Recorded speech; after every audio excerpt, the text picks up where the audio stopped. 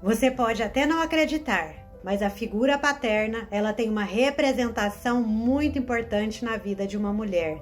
Eu quero trazer um estudo de caso aqui e compartilhar com você um atendimento que eu fiz com uma mulher de mais de 25 anos, ela era formada em fisioterapia e ela tinha muita dificuldade de se posicionar na vida, apesar dela ser inteligente, dela ter potenciais incríveis, dela já estar casada.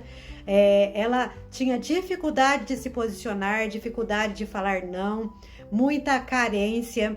E aí, ao longo desse processo de desbloqueio emocional, ela foi contando a sua história. Ela foi trazendo ali elementos da sua história. E o que mais pegou foi a ausência paterna. Quando ela tinha em torno de 6 ou 7 anos, o seu pai foi embora e nunca mais voltou. E ela carregava aquele sentimento de culpa, de sentimento de achar que meu pai foi embora por minha causa. Então, assim, ela cresceu com um vazio emocional muito grande, um vazio existencial muito grande, com aquela lacuna na vida, né, daquela falta de representação de um pai na sua vida, embora ela tivesse um avô, embora sua mãe desse tudo para ela, mas nada supria aquela ausência do pai.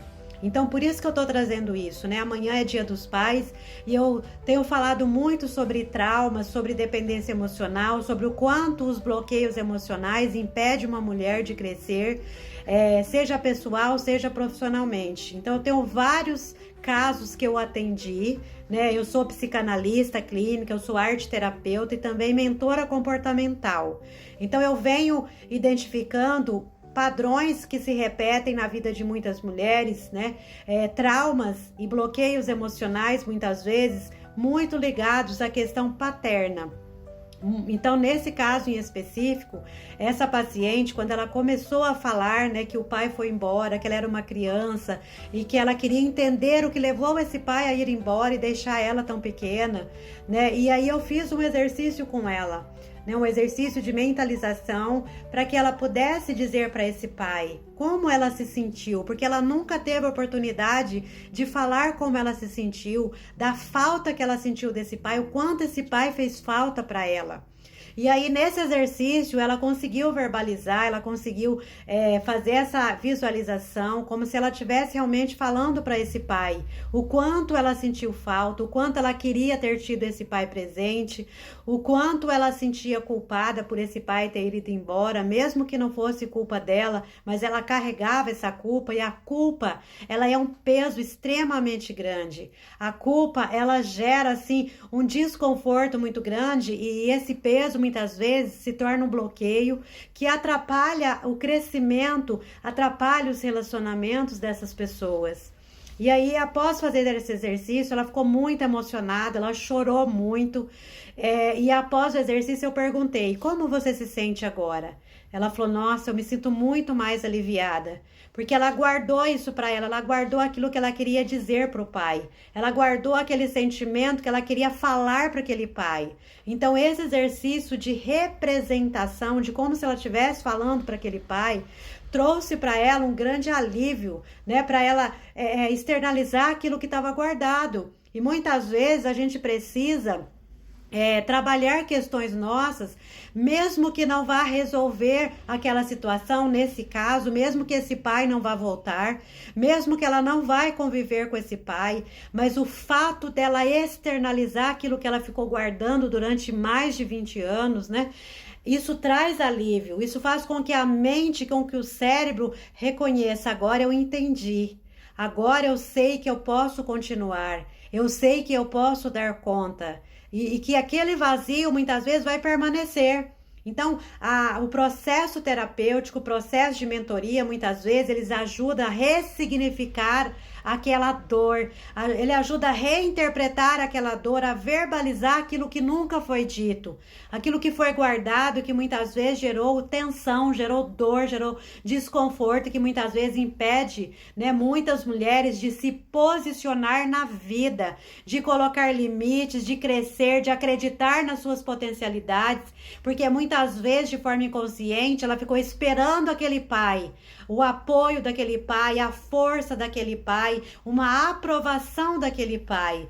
E nesse momento, essa paciente, ela se sentiu bem, ela se sentiu aliviada, ela entendeu que aquele pai é importante para ela, que ele nunca vai deixar de ser pai, que ela carrega no seu DNA metade das suas características genéticas daquele pai, mas que ainda assim ela pode seguir com a vida, ela pode seguir adiante, mas que ela verbalizou aquilo que estava guardado.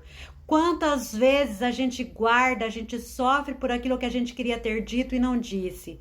O que você gostaria de dizer para o seu pai que você não disse?